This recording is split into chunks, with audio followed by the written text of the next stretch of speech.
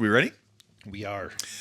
Welcome to the Elk Season Podcast, Season 3, Episode 22. Today is August 8th. August 8th. August 8th, 2024. We are 21 days away from Elk Season. Close. We are the Chambers Brothers. My name is Harold. I'm David. And today on the Elk Season Podcast. Elk season is right around the corner. Don't skip leg day.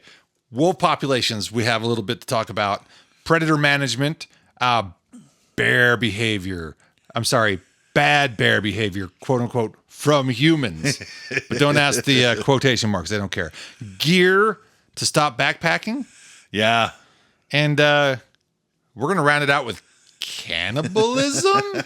All that and probably some more on the Elk Season Podcast. Is cannibalism legal in your state? Find out today on the Elk Season Podcast. Cheers.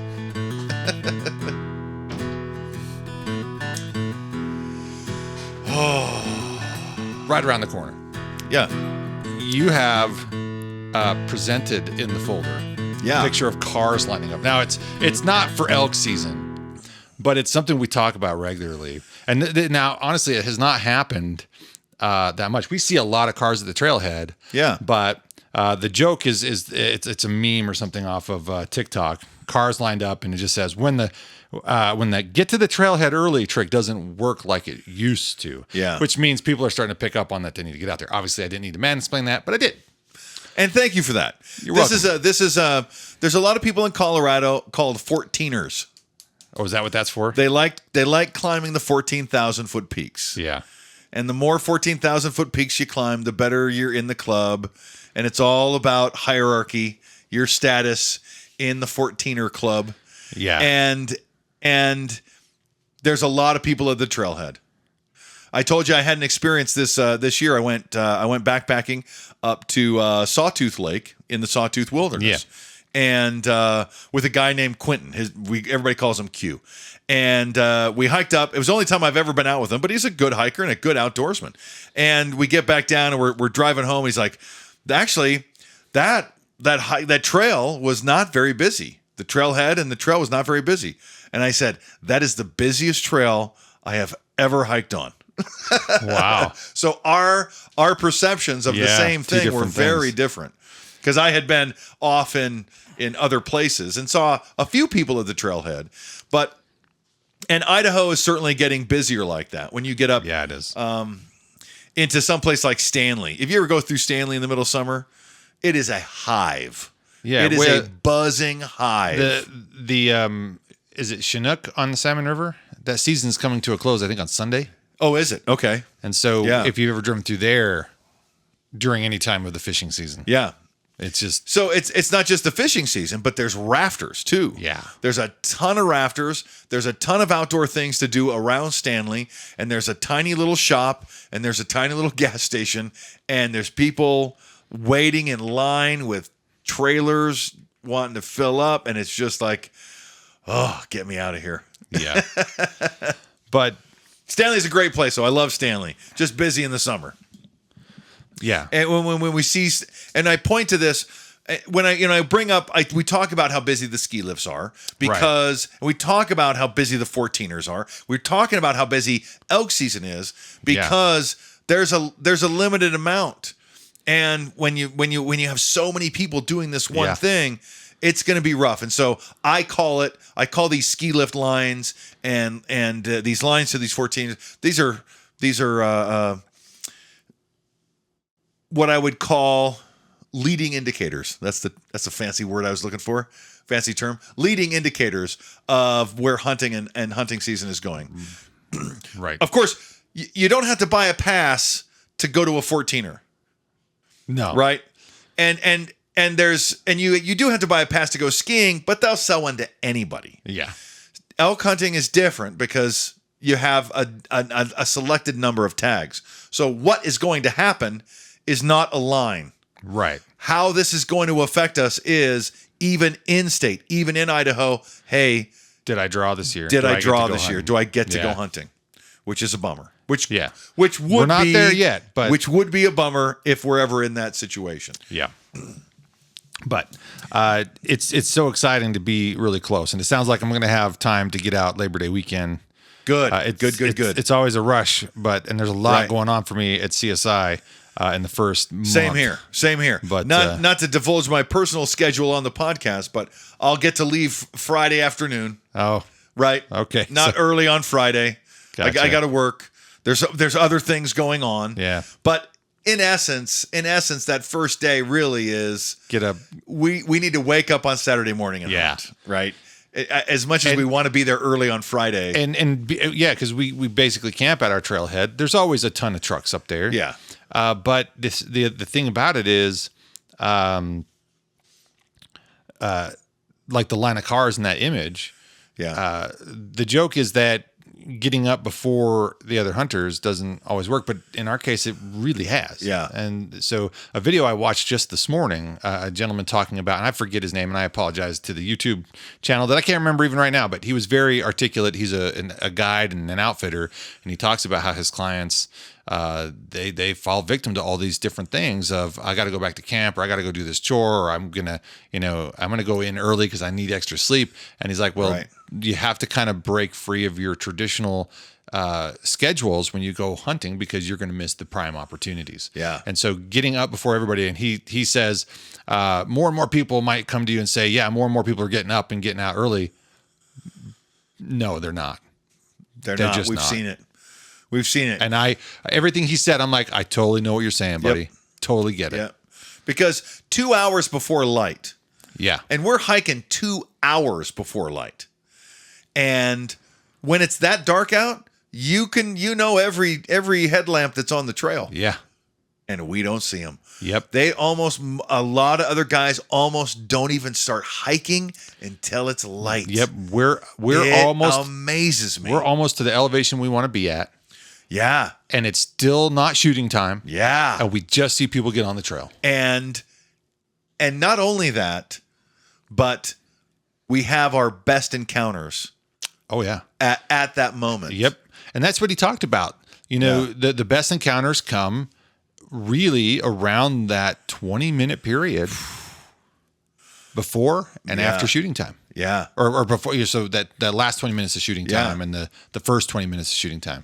Right. And that definitely correlates with what we've experienced. Big time. And he talked a lot about how the animals will change their behaviors because once more predators move in, they change what they're going to do. So understanding that about your area and the place that you hunt, that was redundant. Sorry, is important to know. And we've certainly got to know that area. It keeps getting closer. I'm losing more arrows because I'm taking shots. Yeah. But anyway, that's all right. It's coming. It's a great spot. It's a great spot, and we've learned a lot from this. But bought a freezer last year that I didn't fill, but I was supposed to. Right. So I thought maybe that was the wrong tactic. So this year I bought a truck. Okay. I got to fill the bed of the truck, right? And then we'll average your price per pound off the truck. Right. Yeah. Ouch. Yeah, it's going to be an expensive bull. Yeah. For free meat. So I'm seeing a lot of stuff, and I'll throw up some pictures. There's some really good looking bulls. It just signifies we're getting close to the rut. They're going to lose their velvet very soon.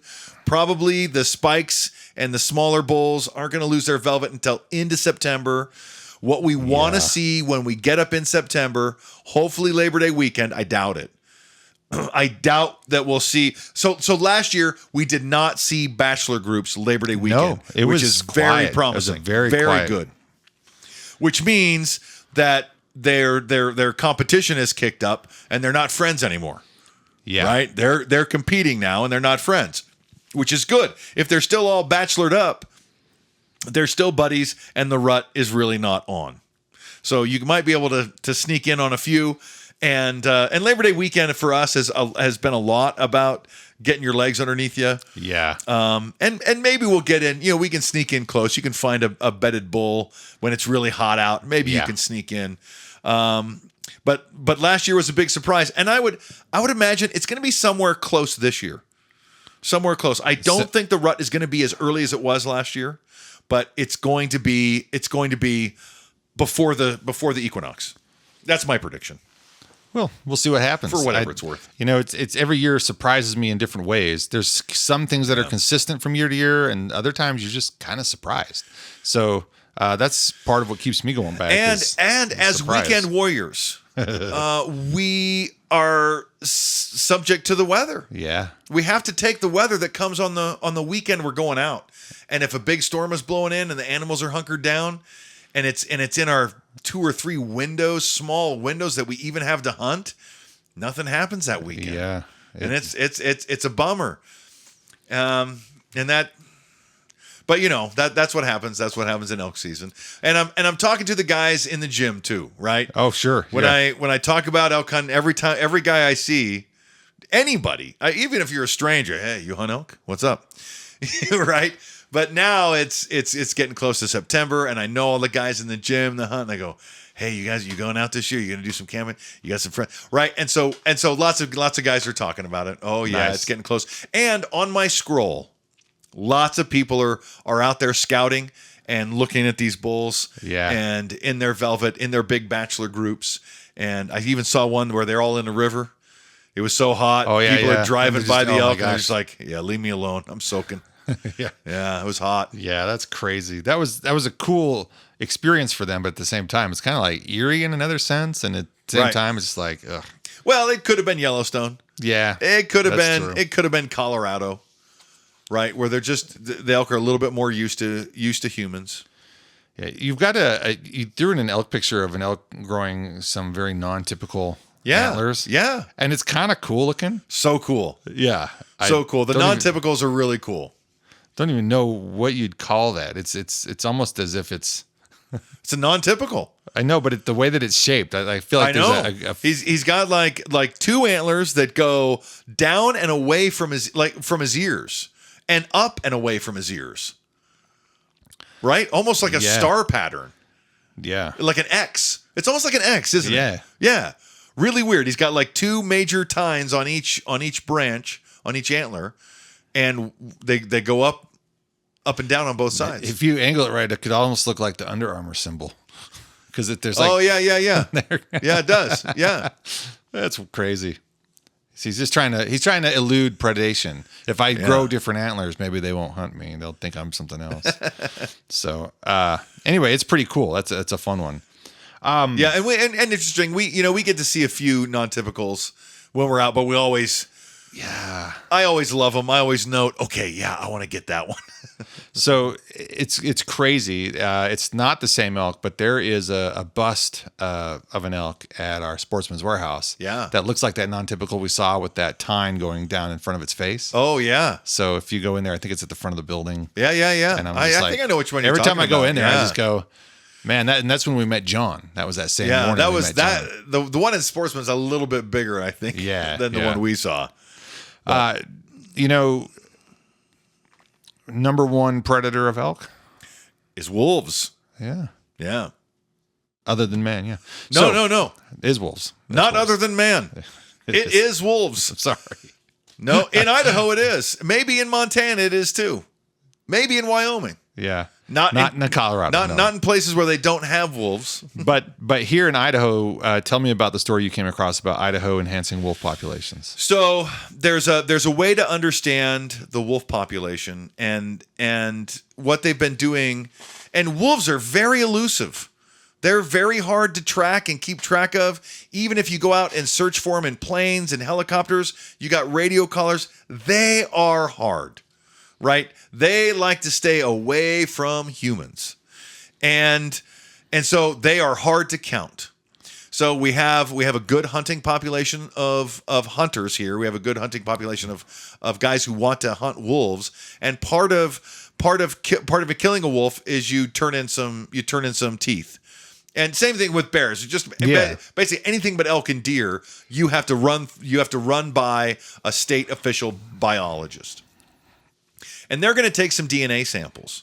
And from the number of DNA samples, they'll be able to say how many brothers, cousins, right? Yeah. Does this have throughout? And what does that mean? So again, it is an extrapolation, but it is a much more accurate extrapolation than just trying to take camera photos and going, or video from camera traps and saying, well, this pack has 17, I think. There could be 20 more, so we're going to average that to a different number. I just think it's a more accurate way of understanding how many wolves are in Idaho, which is great because we need to know. We need to know, and we need to manage that and bring it down. I would like to see the Idaho wolf population at less than 1,000. That's just my personal... Yeah. Why not transplant them to another state? I know. Why not? So that segues to my story. Yeah. So wolves... If Colorado wants to pay us for them, sure. Yeah. Give us some money. Wolves that were transplanted to Colorado are now reproducing. Great. So, and there wasn't really much more to that story other than they were just talking about how this is that step in the direction. So they adapted very well, and now they're going to start increasing that population. So to be clear, the first wolf pups born in Colorado in modern times happened to wolves who had naturally migrated into Colorado. And that happened last year. Now, some of those wolves have been killed, but these are the transplanted wolves who have taken the transplant well and have reproduced. So that's really good news. There's at least one pack now. Okay. We'll get so much more data. Yeah. We'll get so much more data as the Colorado Wolf Project moves forward, and there's more wolves and more researchers and more camera traps and more technology that lets us keep track of all this and more stuff. Stories and it will be. Yeah, it will be. And Colorado's going to be an interesting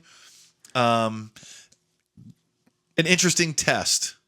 Yeah. For a state with so many elk to lose to wolves.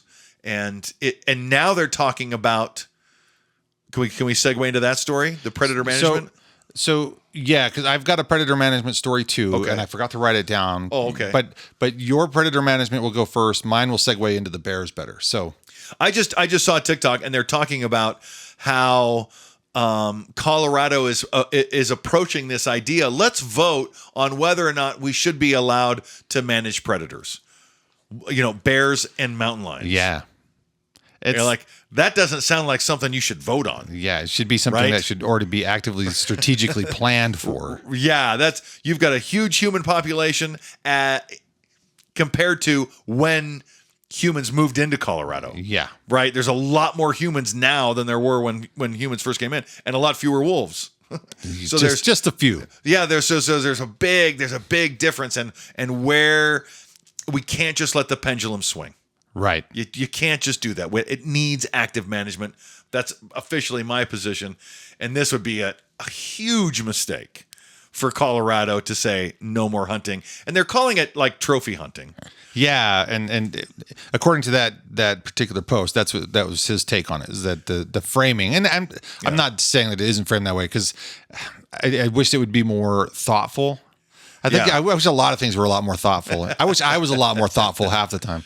Yeah. Only half the time. No. Anyway, right. But no, because using certain words to conjure up fear, to galvanize, it's unnecessary. It's the way of the world. Yeah. It is the way of the world. And if you don't do it, you suck. 100%. You might as well burn in hell. It's you just have to take sides. I don't want to take sides. I don't want to be extreme. That's what I want. I don't want to do. I want to have good conversations, and I don't want to be extreme. So, but good predator management is something we are fairly proactive about talking about, and encourage the thoughtful approach to and action for. This next one on predator management comes from. And technically, the wolf stories were predator management too, but understanding populations and having healthy populations, right? But banning hunting versus this story is trying to allow hunting. Okay, and so the governor of Montana, along with the Montana Fish, Wildlife, and Parks, apparently say that the grizzly translocations. So they've had these grizzlies they've taken from Flathead Reservoir. They moved them into the Yellowstone Basin. Oh, really? They've apparently transplanted. Oh, okay. Okay. I didn't know that. but because it's a good genetic diversity. Okay, it's just a good policy. And that really wasn't what the article was about, other than the fact that Giant Fort, the governor, he says, Giant Fort. Sorry, Giant Fort. Isn't Montana a giant fort? Yeah, I know. Anyway, sorry. I've heard it in the news. That's the only reason I know how to. My apologies. I was not trying to misspeak the governor's name there, by the way. Forte, yeah. I just saw it. I play too much Fortnite is probably what that is. Okay. So I saw Fort in a name and I'm just like, oh, Giant Fortnite. I just mixed it all together. Let's go. Anyway, so my understanding is that the bear populations in Glacier and the Flathead Lake area were too big. Okay.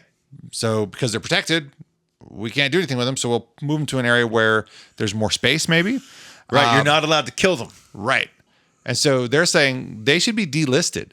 If we have a population big enough that we now have to manage them this way, yes, they should be delisted. Yes, that's the argument. And that argument will continue until they are delisted. But it will happen. It will happen. Is it going to happen sooner or later? I don't know. They've already tried. They've already sold grizzly tags. We've talked about it on this podcast the years that it happened. Yeah. So it's like a cold engine trying to start. Think about it. How long did it take for wolves to be put in a position where we could actually hunt them in certain places, right? Yeah. So I would imagine that it's coming sooner than later. Yeah, I would hope so. But I also would encourage the reintroduction of grizzly bears to more western states, specifically, but not including to California. There hasn't been a grizzly bear in California, Utah, or Colorado in more than 100 years. Yeah. Any one of those three states have not had a grizzly bear for 100 years. Responsible ecology demands the return of grizzly bears to California. Anyway. Agreed. So yeah, either we get to hunt them or we get to move them to California. There you go. That's kind of my position. Yeah. But that leads us into a segment that we've kind of stumbled on this year quite frequently: bad bear behavior from humans. Yeah. As we talk about the cusp of civilization rubbing against the cusp of the wilderness, and where these two overlap, and there are some big overlaps, especially back east with the bears. Yeah. There's a lot of overlap. I wasn't sure we were going to have a podcast tonight with how many TikToks you had from back east bears and people not understanding what to do. Yeah. Some people did understand what to do. Yeah. Some people didn't. One guy was like, oh, look, there's a bear on my back porch. And he gets like a back scratcher out, reaches out the window and scratches the bear like who's a good boy. Yeah, like it's a pet. That's bad bear behavior. That's bad. Right? There was a couple of bears in downtown Gatlinburg. I think I had 3 or 4 videos because there's so many people. And it's downtown. But like I was saying, bears are a slave to their stomach. Yeah. Stuff grows along the river. Rivers run through towns. Right? And 2 bears probably means they're adolescent. If there's 2 bears together like that. So they just weren't taught to stay away from humans. And if we don't teach them, then they're going to end up in a zoo or they're going to end up dead. Yeah. And if more people had a like a crowd philosophy of, hey, there's a bear, scare them away.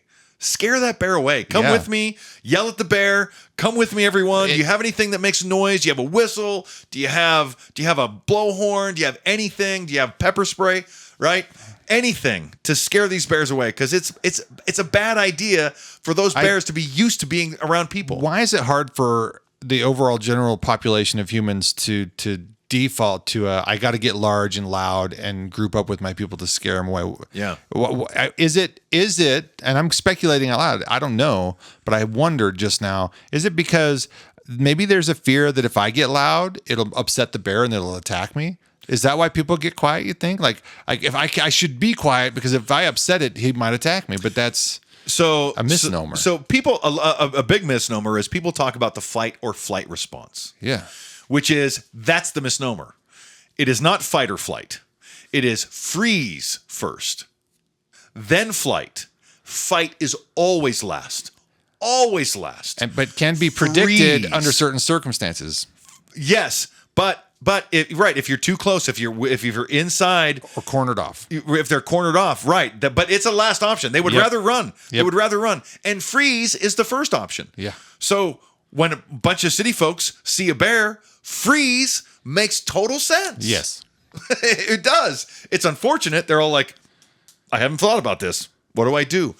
But then you hear people get out of the freeze, and you hear some people like leaving, or you hear other people like, "That's so cute," and then it's like in one of the videos, some kid stuck their hand out of the gate trying to pet the bear, and you hear the bear go, "No, no, no, no, no, no!" It was just like, and there's a reversal here because we freeze, and then we're not going to run away. Right. We need to get the bear to run away. Yeah. And so there's a reversal in how we even have to think about our freeze fight response. Because there's a lot of people that are running away from those bears. Right. And so, well, those guys aren't running away. Why am I running away? Right. And there's safety in the herd, right? You've heard of, what's it called? The selfish herd.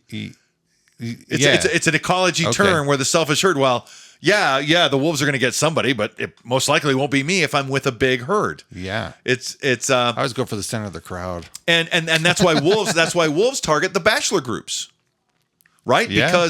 Because there's less safety. They're going to scatter quicker than a bigger herd will. Yeah.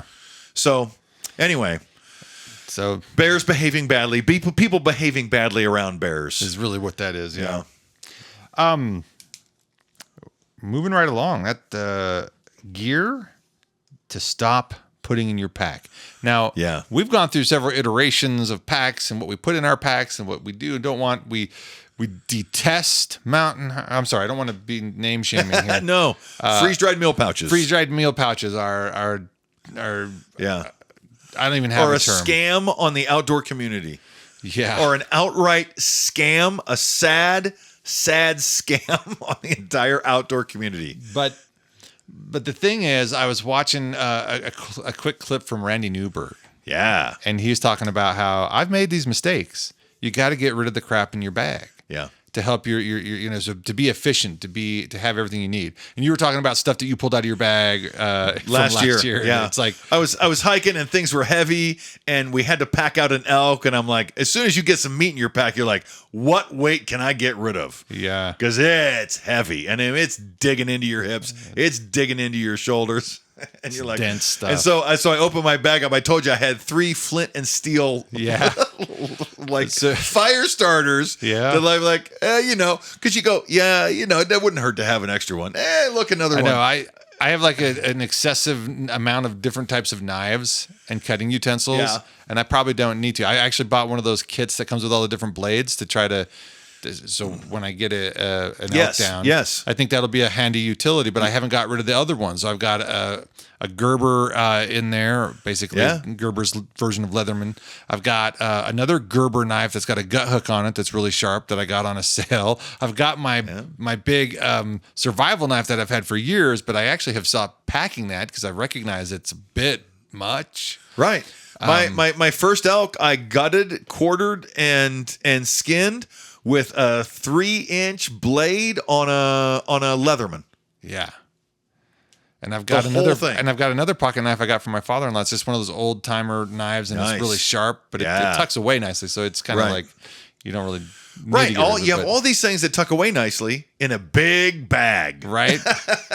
So I could stand to go through, but you showed me a guy talking about stuff that he would stop taking, and so very, very sensible stuff, and it has to do with good behavior around predators. Right. So I used to hunt with bear spray and a 45. Yeah, I remember. And they're both kind of heavy and bulky. And when I first started hiking alone, that's a sleeping aid. A 45, you just sleep better. It's dumb, but I do. But it's heavy, and you're like, I never use it. Yeah. I never use it. And I never see a reason to. Yeah. Right? There's no grizzlies where I hunt. And so I stopped carrying the pepper spray. I stopped carrying the gun, a sidearm. And that's just the beginning. There's one of the things he was talking about. With a lot of backpacking tents, there's a tarp that you lay on the bottom. And then you put your tent on top of that to keep the bottom of your tent from being poked by rocks and And he's like, yeah, throw that away. That's a waste. And I think I carried that, I don't know, 2 or 3 years. But I go, what am I doing with this? This is just dumb. So be smart and efficient with your packs. And it's a learning curve, because you have ideas of what you think you need and things you don't. And not everybody backpacks in either. Yeah. I was talking with Lance, the guy I went out with last year. And I remember telling him on a hike, if we just had a few more pounds of gear, we wouldn't have to hike down. We could just set up tent, have some dinner, and fall asleep, and wake up maybe with some elk bugling, right? And so I think he might be on board with some backpacking this fall, this September. So we'll see where that goes. We're still waiting for the football schedule. Yeah, I've got a mandatory meeting next week, which it's exciting. He had a scrimmage recently, and he did real good. I think I talked to you about that. So. Did he? Good. It's just, even though he's small, one of the smaller people on the team, because he hasn't had his growth spurt, he's mobile, he's active, and he was able to disrupt the offense so that the person with the ball had to change what they were doing because he was eluding the big guy. And so it made the guy with the ball have to change what he was doing. Yeah, big guys are dumb and slow. They're easy to run around. Get 'em. So it slowed the play down, which allowed his teammates to make a tackle. And I saw the coach actually acknowledge that. Good. I just thought was really cool. And I was like, man, that is great to see him. Little victories like that you live on for a long time. Yeah. When you swing a golf club and when you hit it right. Yeah. You know it. The moment you loose an arrow, you know where that's going. Yeah. You can feel it. And why have I lost arrows then, Harold? I'm just kidding. Sorry, that has nothing to do with it. Well, you know how good or bad it is. Right, I know what you mean. But it's that feeling, and you just need to get that feeling. So, and you'll be chasing it forever. I was scrutinizing the archery at the Olympics this last week. Yeah. And great people shooting. Like they have target skills that I don't have. Those distances, right? Wow. And they're getting 9s and 10s. Yeah. Okay. And recurves. Yeah. These were compounds. Or were they compound? I watched some recurve. But I was watching this guy-girl duo. They were going for, I think, either bronze or silver. Okay. Anyway, I think they came in second, whatever it was. Anyway, the point I'm getting at is she goes up to take a shot, and they're shooting really well. So this is not a criticism. They're at the freaking Olympics. I'll never go there for this, right? Right. But a good shot versus a bad shot. And even with Olympians, I watched her take a shot in that moment, right as she goes to release. You know how you sometimes waver? Yeah. I watched her waver, and I go, that's going to be a 7. Oh. And it was. Wow. Okay. So you've been shooting your bow enough. You know the cues. Yeah. Right. Little things. So it was kind of cool to sit there. I got goosebumps thinking about it because I'm like, oh my gosh, I've shot my bow enough to go. I know what that is. I know what she experienced, and she even had that look on her face. She goes, but you saw the bow tilt in just a way. Yeah. And I was like, oh my gosh, I hate that. So yeah. So let's say you're out hunting. Yeah. You had some opportunities, but you missed. Yeah. It's the end of the season. You come home, or it's the end of the season, but you're still hungry. Yeah, very hungry. You want meat. You want protein. And if the only protein is your hunting partner, well, is it legal? How do you know if it's legal to be a cannibal in the state which you live in? Yeah. I found a fascinating graphic. Yes. Of every state in the United States where cannibalism is not against the law. Not to say that it's legal. Right. But there's or moral. There's no law against cannibalism. Now, I'll run through, I'll give you a whole list of the states because I remember them all. But there's not very many. Okay? Idaho. That was all. So there's no law against cannibalism in Idaho. There's no law. At least according to the graphic I saw on TikTok. Yeah. There's probably some fact checks with that, but it's still fun to talk about and speculate. It was and a wonder. great illustration. The only state in the country cannibalism is not explicitly illegal is right here in Idaho. That's great. By the way, I will say that murder is. So right. You'd have to be in a dire straight situation, like your plane went down and you've been lost for months and you're hungry. Right. Or your buddy broke his ankle. He's not going to make it. You couldn't carry him out. It was not your fault he forgot his inReach back at camp. Anyway, so yeah, that was a light note. There's also couple more things real quick. Okay. And that is the number one exercise for weight loss. Do you know what it is? Walking. Oh, I have heard this, yeah. It's just walking. Yeah. Why? Probably because you can do it forever. Yeah. Most people are capable of walking, and you can walk for a long periods of time. Walking. So if all you do is get out and walk, do it. Get out and do some walking. Get out and shoot your bow too. It helps. I'm talking to myself here. It helps to have that muscle memory in line when it comes time to loose an arrow during hunting season. And hopefully we all get to loose at least one arrow. It's so close. Oh, you can feel it. I know. I was up camping this last weekend, not in our area, but in a beautiful place. Yeah. And it rained overnight, and it just like, I've been up there in rainstorms and just kind of go, the next day. Oh, the feeling after that morning. The hunt after a night rain is just one of my favorite things. The world is just rinsed off. The salt of life is just rinsed off for a minute. And you can enjoy it. It's just the whole world is fresh. The tracks are fresh. Yeah. The dew is fresh. The smell of the air's been scrubbed. We need a lot more rain to scrub the smoke out of the air. Yeah, we do. And that was another story I know we hadn't gotten to. Yeah. There was a lightning storm that rolled through southern Idaho on Monday. And according to a news report I saw today, it sparked 25 new wildfires across the state. Not all of those are 10,000 acre monsters, but some of them could be. Sounds like a hungry lightning storm. Yeah, and it was a lot of lightning. Do you remember it? You were in town. Yeah, we were back. We were up in the Sawtooths, and we had a storm roll through, and it was lightning crazy. Nice. And it's fun in the woods. I like it. I don't like it when I know that everything's a tinderbox right now, you know? Yeah. And I'm like, the last thing I want is to be woken up because there's a glow on the horizon, there's a fire nearby, and there was a really loud thunder bang that woke everybody up. Oh, wow. It was so loud. And then I couldn't get back to sleep, so you just watched the lightning. Oh, that's one of my favorite things, man. A lightning storm in the mountains.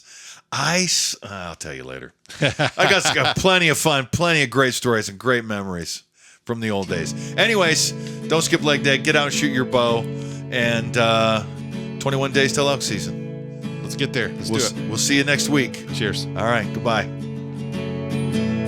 In the morning light, before dawn, bow grip tight, heart beating strong. Through the forest, ancient giants roam, in the land where the wild calls me home.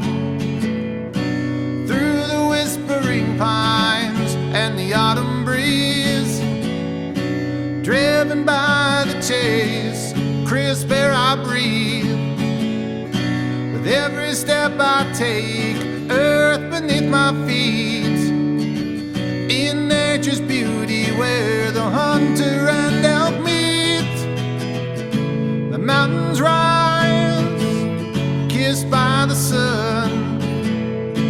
In September, where I belong, bugles echo loudly through the veil, a symphony of an ancient tale. Through the whispering pines and the autumn breeze, driven by the chase, crisp air I breathe. With every step I take, earth beneath my feet. In nature's beauty where the hunter and elk meet.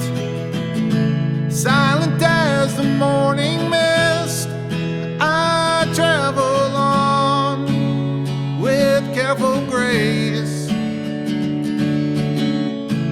Every shadow, every sound surrounds me in this wild embrace. The challenge and the thrill, the patience and the skill, in the dance of life and nature, my heart's forever filled. As the sun sets shadows long and deep. I find my place where the memories I keep, the chase and the beauty of a day gone by. Deep in the mountains, my spirit cries, through the whispering pines and the autumn breeze, driven by the chase, crisp air I breathe. With every step I take, earth beneath my feet, in nature's beauty, out where the hunter and elk meet. Here's to the wild places where the elk and I both roam, the chase that brings us closer to the place that I call home. In the stillness of the forest, in the grandeur of the land, I am one with nature's wonder, with my bow here in my hand.